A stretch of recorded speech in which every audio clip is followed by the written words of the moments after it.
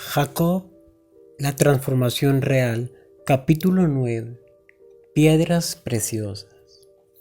Las lecciones que aprendemos de la vida de Jacob están relacionadas con la disciplina del Espíritu Santo al creyente. Es esta disciplina la que posteriormente hace posible que Cristo se revele en nuestras vidas. Además, esta no concierne a nuestro viejo hombre y su pecaminosidad, sino a nuestra fuerza natural, la fuerza del yo.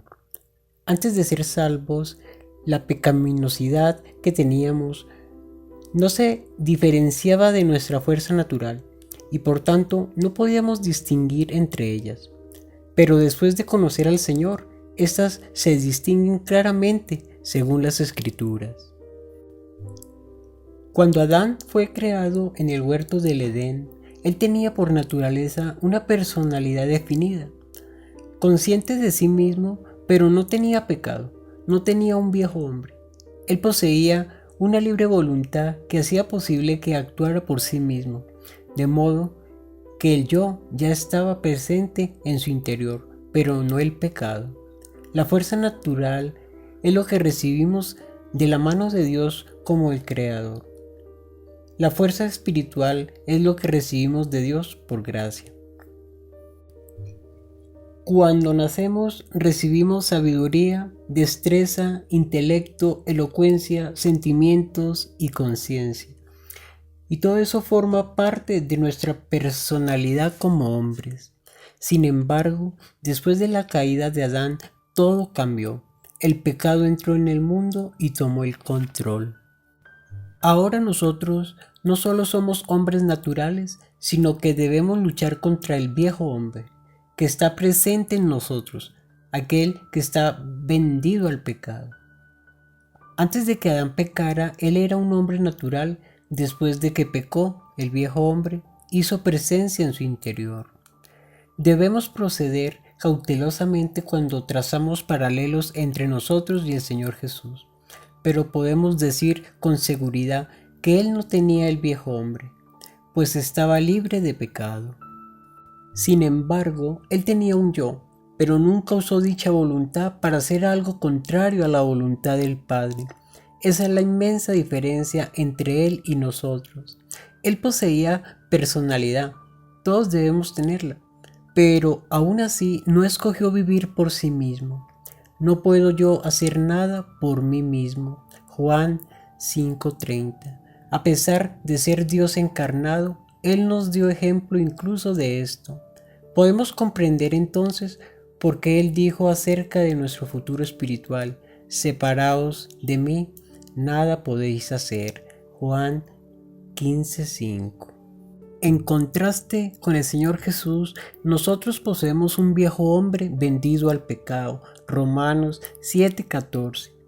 Es este viejo hombre con el que debemos tratar diariamente, luchando para despojarnos de él por medio del poder del Espíritu de Dios. Efesios 4:22.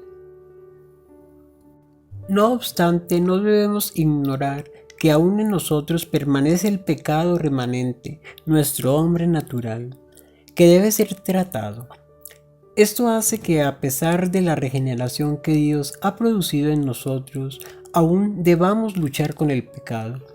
Esa vida natural que permanece en nosotros consiste en hacer lo que nosotros queremos y no lo que Dios desea. Podemos hacer muchas cosas buenas, construyendo un impresionante edificio sobre el fundamento que es Cristo Jesús. Sin embargo, Dios lo llama madera, heno y hojarasca. 1 Corintios 3:12. Tales materiales representan cosas hechas por el hombre. Es decir, aunque estemos pensando que estamos edificando conforme a la voluntad de Dios, lo cierto es que dichas obras buscan nuestra propia voluntad. Ahora bien, la diferencia en todo esto para nosotros es que como creyentes Dios nos ha dado su Espíritu y por medio de él nosotros podemos mortificar el pecado. Romanos 8:13. Cuando creemos en Cristo y en su obra en favor de su pueblo, descubrimos que él mismo nos dio la victoria sobre el viejo hombre en la cruz del Calvario. Romanos 6:6. De esta forma, Dios nos justificó y juzgó nuestras transgresiones en su Hijo Santo, dando solución definitiva al problema del pecado. Cristo es la nueva vida del creyente. Colosenses 3:4.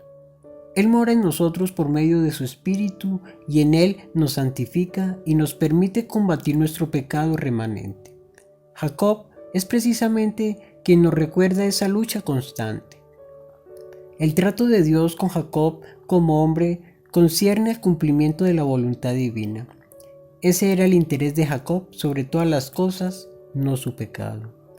Él sabía que Dios había dicho acerca de él y de su hermano: el mayor servirá al menor.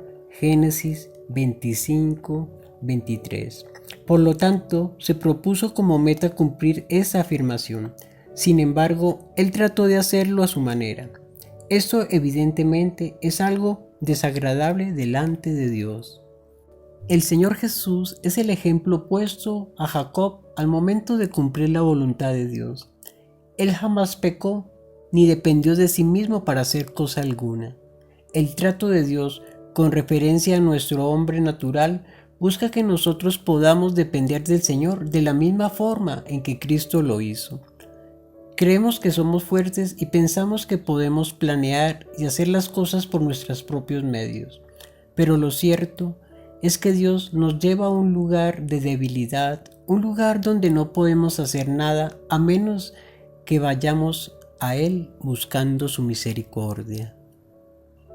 Dios desea que el hombre natural se debilite cada vez más por medio de la disciplina del Espíritu Santo en nuestras vidas. Él usa las circunstancias exteriores para formar el carácter de Cristo en nosotros, Gálatas 4:19, y para que dependamos completamente de Él. En la figura de Isaac vemos cómo Cristo es impartido en nosotros para que ya no vivamos por nuestra cuenta, sino para que Cristo viva en nuestro interior. En la figura de Jacob vemos cómo Cristo es formado en nosotros para que la vida que ahora vivimos en la carne la vivamos en la fe del Hijo de Dios. Gálatas 2:20. La obra del Espíritu Santo es formar a Cristo en nosotros de esta manera. Dios trata con el hombre natural para que Cristo sea formado en nosotros, para que podamos manifestar el fruto del Espíritu. Gálatas 5:22. Hebreos 12:5-11 nos habla de la disciplina del Señor hecha en amor. Dios, que es Padre de nuestros espíritus, trata con los creyentes como hijos, y lo hace para nuestro provecho, para que podamos ser participantes de su santidad. Esto pareciera indicar algo diferente a lo que leemos en 1 Corintios 1:30, donde el apóstol nos dice que Cristo es nuestra santidad. Sin embargo, aquí en Hebreos 12, por medio de la prueba y del sufrimiento, nosotros llegamos a ser partícipes de su santidad. Es claro entonces que este texto hace referencia a algo constructivo, algo que se está formando en mí. El sufrimiento da fruto apacible, un fruto producido por el Espíritu de Dios. ¿Qué quiero decir con esto? Observemos un ejemplo para comprender mejor esta verdad. Nuestra naturaleza humana se deleita en exponer sus experiencias espirituales. Hablamos demasiado acerca de lo que el Señor nos ha enseñado. No me refiero aquí a testificar que es un asunto diferente. Y aunque podemos aprender a ser más humildes, con el tiempo volvemos a caer en lo mismo. No es fácil aprender a controlar nuestra forma de hablar, y hacerlo generalmente va de la mano con el sufrimiento. Aquí en nuestra sencilla lección vemos con más claridad lo que significa la frase Cristo formado en nosotros. Al ejercer el autocontrol y mortificar el pecado realmente en nosotros, el carácter de Cristo se manifiesta en nuestras vidas de manera práctica. El Espíritu está desarrollando en nosotros un nuevo carácter. La lista de Gálatas 5:22-23, el fruto del Espíritu, no contiene virtud que el Espíritu nos da, Por el contrario, estos son frutos naturales que Él produce en nuestro carácter como personas nacidas de nuevo. El buen árbol está dando buen fruto, así como un durazno o un peral que se plantan en buena tierra producen buenos y jugosos frutos. Pero cada uno da fruto en particular. Del mismo modo, la luz de la vida de Cristo en nosotros se convierte en algo que es particularmente nuestro. Lo que Dios desea es que primero conozcamos a Cristo como nuestra vida y luego que el Espíritu produzca la santidad de Cristo en nosotros para que Él cree un nuevo carácter en nuestro interior. Pocos conocen lo que significa la identificación con Cristo. Menos aún conocen la formación del carácter de Cristo en nosotros por medio del Espíritu. Sin embargo, Dios desea que conozcamos cómo Él trata con nosotros por medio de la disciplina. Cuando nos encontramos con algún creyente que ha pasado por años de disciplina y quizás sufrimiento bajo la mano de Dios, nos enfrentamos con una profundidad espiritual, una semejanza a Cristo que despliega cuán verdadera y profundamente el Señor Jesús ha sido formado en esa persona, no solo en su vida, sino en la misma sustancia de su carácter. Algunos de nosotros, por naturaleza, somos muy hábiles y capaces de hacer muchas cosas. Otros somos impetuosos y estamos listos a actuar de inmediato, incluso al punto de la impaciencia. Pedro era así. Dios no lo cambió inmediatamente, sino que lo tocó, lo debilitó y luego formó a Cristo en él. De modo que más adelante encontramos en Pedro no solo una vida nueva, sino un hombre nuevo. También en Pablo, el Señor Jesús había sido formado por medio de las pruebas. En Filipenses 4:11, el apóstol dice: «He aprendido a contentarme cualquiera que sea mi situación». El contexto nos indica que él estaba hablando de necesidades físicas. Por medio de estas dificultades, hubo un progresivo y marcado cambio en su carácter. Nosotros necesitamos experimentar lo mismo, una verdadera transformación de nuestro carácter. Esa es la voluntad de Dios para nuestras vidas. Hubo una verdadera transformación en Pablo, no solo un cambio doctrinal. En 1 Corintios 7 hay algunos versículos donde Pablo habla por sí mismo expresando una opinión puramente personal. Mas esto digo por vía de concesión, no por mandamiento. Y a los demás yo digo, ¿no el Señor? ¿Quién se atreve a hablar de este modo en las Escrituras? Sin embargo, Dios lo incluyó en su palabra. Mas doy mi parecer como quien ha alcanzado misericordia del Señor para ser fiel. 1 Corintios 7:25.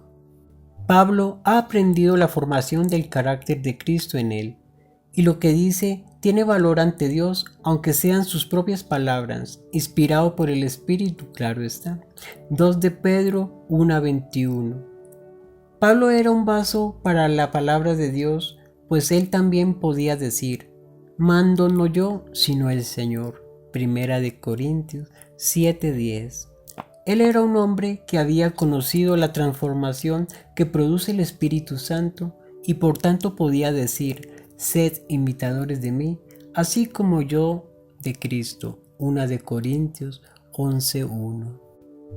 Si otro hombre dijera esto, lo consideraríamos como algo peligrosamente jactancioso, pero nos vemos obligados a reconocer el poder de Dios en aquellos en quienes el Espíritu ha logrado su obra transformadora. Dicha obra es básica para el cristianismo.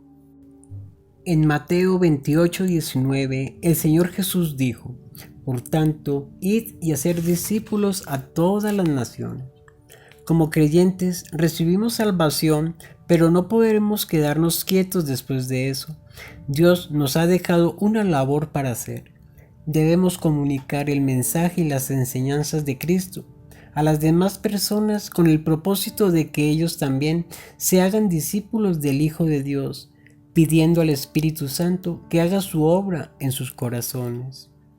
Pablo, en 1 Corintios 3, 11, 13, nos recuerda que debemos edificar sobre el fundamento Cristo mismo, porque nadie puede poner otro fundamento que el que está puesto, el cual es Jesucristo. Y si sobre este fundamento alguno edificare oro, plata, piedras preciosas, madera, heno o hojarasca, la obra de cada uno se hará manifiesta, porque el día la declarará, pues por el fuego será revelada, y la obra de cada uno, cual sea, el fuego la probará. El propósito de Dios para sus escogidos es que ellos trabajen y se ocupen en cosas importantes a la luz de la eternidad, como el mandamiento de hacer discípulos. Cosas que en el pasaje de 1 Corintios 3 están representadas con el oro, la plata y las piedras preciosas. El oro representa aquello que es de Dios, que procede del Padre. La plata representa la redención que es en Cristo, su libre don de gracia. Las piedras preciosas son la obra del Espíritu. La piedra es una combinación de varios elementos fusionados por fuego, la cual después es cortada. Todo esto es una figura de la disciplina del Espíritu. Por medio de mucho sufrimiento, dificultades, tristezas y circunstancias adversas, somos transformados en piedras preciosas. Dios está buscando vasos para cumplir su maravilloso propósito en el mundo. Estos deben conocer al Dios de Abraham y entender que todo proviene de él, el oro. Deben conocer al Dios de Isaac y recibir el don del Padre en Cristo, la plata. Y también deben conocer al Dios de Jacob, es decir, el trato del Espíritu Santo, que forma Cristo en nosotros, las piedras preciosas. Amén.